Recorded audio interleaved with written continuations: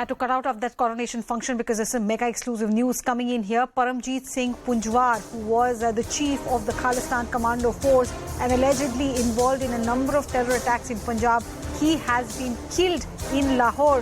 His two bodyguards are also killed by the attackers. There's the news coming in. He's killed in the Sunflower Society of the Johar town. Reason of the attack is not known as yet. He was killed earlier this morning in his society. Now, why is it important for India? Because, like I said, he was the chief of the Khalistan Commando Force and very active in terror-related conspiracy in Punjab. Security forces feel this killing helps Pakistan to maintain the international narrative. He was involved in drugs and and also smuggling of narcotics. Anand is with me on the phone line. So, Anand, who could possibly benefit from this killing? Any assessment that Indian agencies have? Well, it is only a perception-driven game because he's somebody seen to be close to the ISI, and if the ISI find him dispensable, they can dispose him off, and then claim that they are actually cracking down on terror. So, for perhaps a counter-narrative, just hours after Dr. Subramaniam Jaishankar was scathing in his remarks against Pakistan and Bilawal Bhutto, and said that you are a sponsor of terrorism and you're a hotbed of terrorism and we are the victims. And perhaps now Pakistan trying to say, see, we are doing away with operatives, terror operatives, even those who are acting against India here. But this Johar town is nefarious. In the past, CNN News 18 has shown that a lot of the Khalistanis under the protection of the ISI were living in Johar town, not so far away from where even Hafiz Saeed's residence is in the same Johar town area. Even Harvinder Rinda has been seen there, Paramjit Pamma, and now you have seen, now we see this Commando Paramjit Punjwar, who's now been done away, and we are given to understand he and his two attackers were shot down. This is the Indian agencies claim is the handiwork of the ISI. So as far as Punjab and the terror incidents that we have been seeing there, how does that get impacted? What is the suspicion about this person's role, Paramjit Singh's role in Punjab?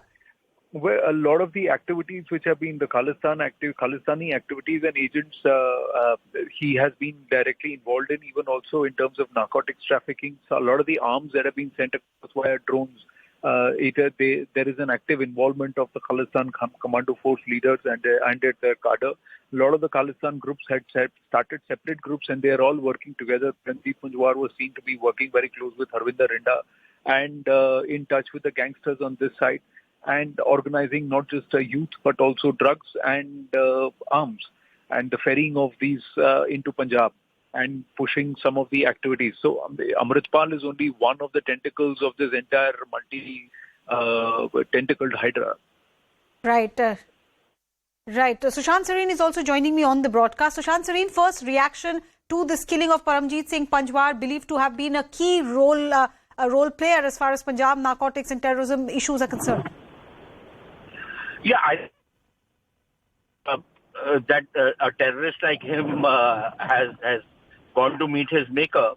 But increasingly, but also important is the fact that if he has been shot dead in Lahore, then I think questions need to be asked of the Pakistanis that what was this dreaded terrorist doing in Lahore? The Pakistanis have always denied his presence in Pakistan. Sponsored or they have supported the Khalistani terrorists. You had their third-rate foreign minister coming yesterday and talking about, terrorism and how his mother died in terrorism, etc., etc. But perhaps the people who interviewed him should have asked him certain tougher questions about the presence of terrorists who are openly operating from Pakistani soil. I think the big takeaway is, of course, that this guy has been taken away is excellent news, but also that Pakistan has been caught with its pants down. They keep talking about, they've got one Kulbhushan Jadhav, whom also they kidnapped from Iran, and they keep flaunting him to defame India. But look at the number of terrorists, Pakistani terrorists who have been killed in India, and Indian terrorists who have been living in Pakistan with complete impunity. In fact, under the sanctuary of the Pakistani establishment. Right. And I think tough questions need to be asked to the Pakistanis. Right. Sushant Sareen, thank you so much. Pathikrit Pen is also joining us. Pathikrit, do hold on, because I do want to give a sense to our viewers as to why this killing is important as far as India's fight against terrorism is concerned. Leaders of the separatist group KCF, Paramjit, is wanted for reviving Sikh insurgency, murder conspiracy and smuggling of arms here in India. He is also wanted for the murder of former Army Chief General A.S. Vaidya and for the country's biggest bank robbery in Ludhiana. Paramjit Singh is believed to be living in Pakistan. That was what the Indian agencies believed till news came in this morning that he has been shot dead. Pathikrit Pen, as far as India is concerned, how do you see India taking this confirmed report about this person being in Lahore and now being shot dead by unknown assailants? A neutralization of one of the key elements in the whole Khalistani militant is one of the key elements of the Khalistani militancy and those who have been trying to revive it. I think that kind of news is always a good news. Over the last, half a month, we have seen quite a bit of aggressive operations by the government of India, whether it is about nabbing Paramjit Singh or sending NIA to United Kingdom for taking care, investigating all the ruckus that the Khalistani supporters created over there, and to create perhaps a database through the facial recognition system and everything else.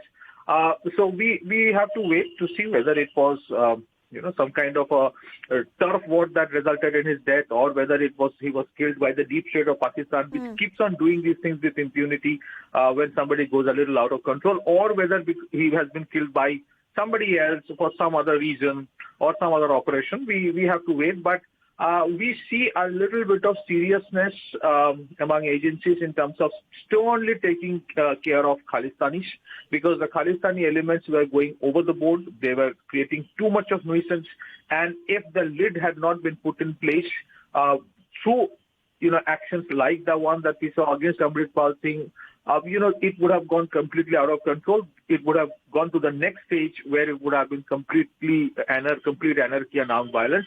So from that perspective, it is a good news. So far as Bilawal Bhutto's presence and that particular time, this kind of incident happening, I don't think, I might be politically incorrect, but I think Bilawal Bhutto is a geopolitical clown. So he doesn't care, because he doesn't even understand it. Frankly speaking, Pakistan has institutionalized terrorism. They have used terrorism as an instrument of statecraft. So they have a rhino skin now. If anybody accuses them that they harbor terrorists, it doesn't matter to them anymore. They know that for some or the other reason they would be brought out of the FATF lists, grey list time and again. They will not be put into the blacklist, and they will somehow survive. So that is the problem. But it's a good news, and I think sustained operations elsewhere, as it is continuing, whether it is in United Kingdom or within Punjab in India, should be continued. We have to wait and watch as to why he was killed, who killed him. Those news, I think it's still an evolving story. Right. Pathikrit Pen, thank you so much for joining us and giving us your perspective. Thanks to Sushant Sareen and Anand Narasimhan as well.